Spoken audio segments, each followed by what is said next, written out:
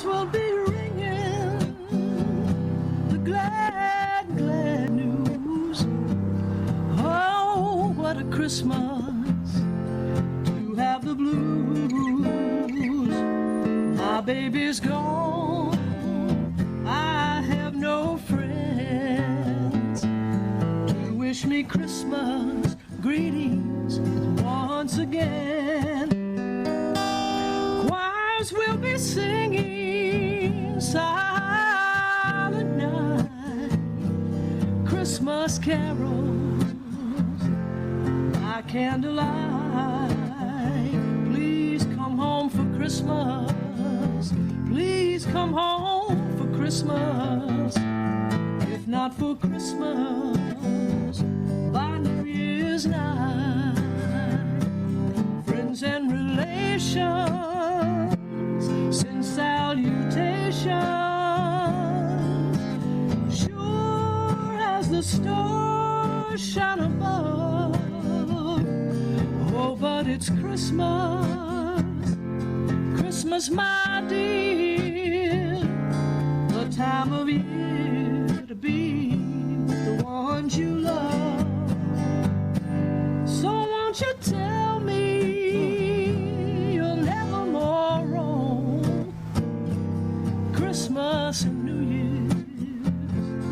Year's will find you home.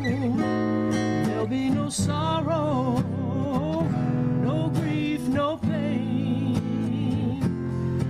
I'll be happy, it's Christmas once again. Print that baby right now.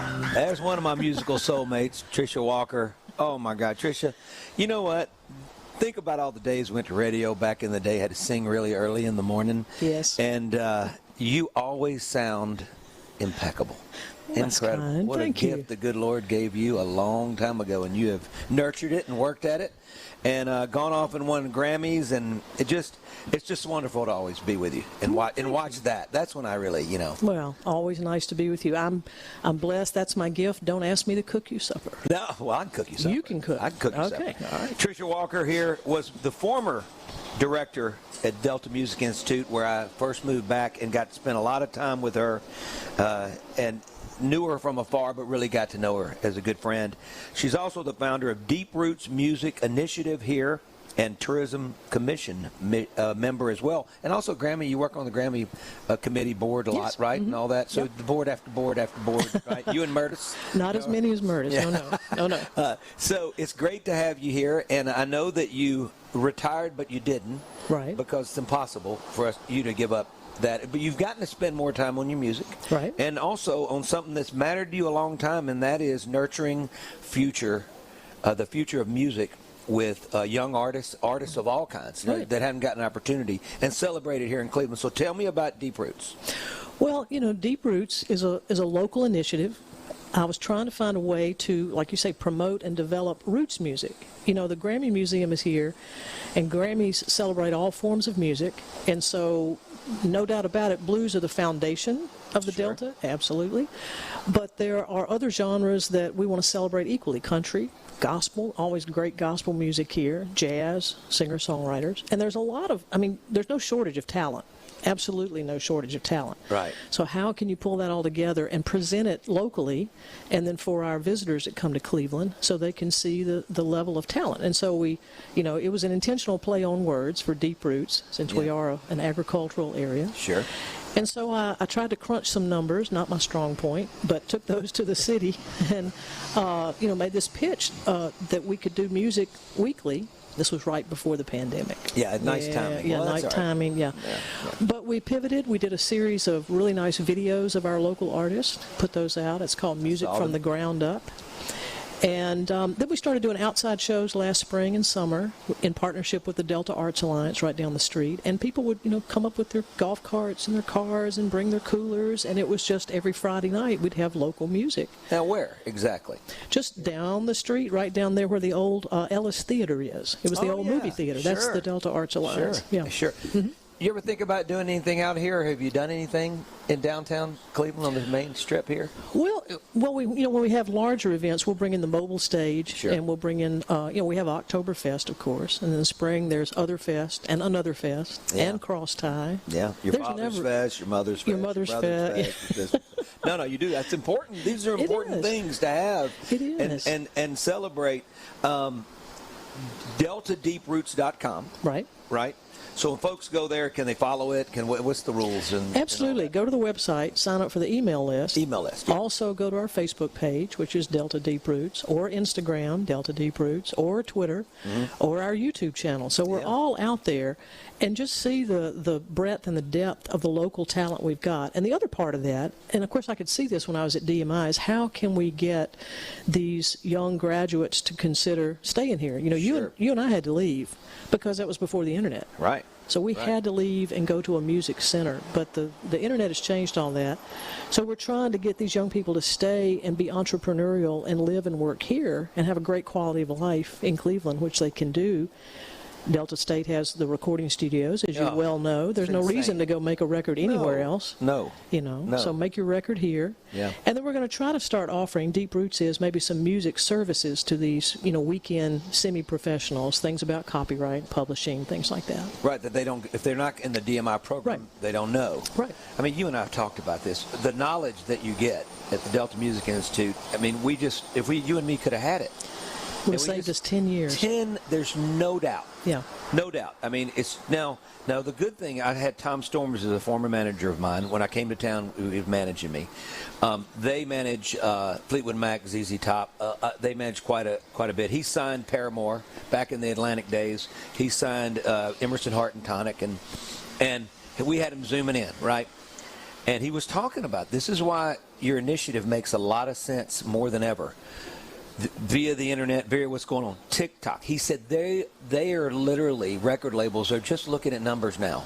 And when they see something explode on TikTok, explode on YouTube, still on Instagram, wherever it is, however people, streaming, Spotify, then that's when they're signing acts. And there's just not any of that warm, fuzzy connection that we had with our A&R guys. I had Keith Stegall, and that was very warm and fuzzy because I admired him so much. Yeah. I thought he'd be the last person that I'd ever be worthy of getting signed by, and he became the only guy that really became the one for me, and that was an ultimate. It gave me confidence, and I'll never forget that. They don't have this. They're just showing, I've got this huge thing. So guess what? Deep Roots gets to be exactly what you're saying. So timing-wise, of the pandemic, what came aboard. But I think now more than ever, it's sort of set up for you with the way labels are signing acts. I think so too. And it goes back to that local development. The national model, like you say, it's analytics. Let's see who's got the numbers. Let's sign them, put a record out, and hope it works. Yeah. This is much more organic, much more authentic. Sure. Developing that thing. And of course, the mission for Deep Roots is it's all about community building. You and I both know that music could be the one thing that really has a chance to bring us all together. Crosses every line possible. So that's really the mission of Deep Roots, is to develop and promote those local roots music artists. You can, in our business, a lot of times when we're coming up with a line, you can almost outthink yourself, right? Oh, you out-thought yourself. You better back up, outfox yourself. But I do love the name that you came up with. One of my publishing company's name was Mr. Sippy Music. And everybody kind of looked at me like, that's borderline dumb and genius. So I said, well, don't even talk about it. It's a fine line we know between the two. But I love that this is something that has been on your mind and in your heart weighing. You just didn't have time to do. Right. All right, let's talk about music. What's out?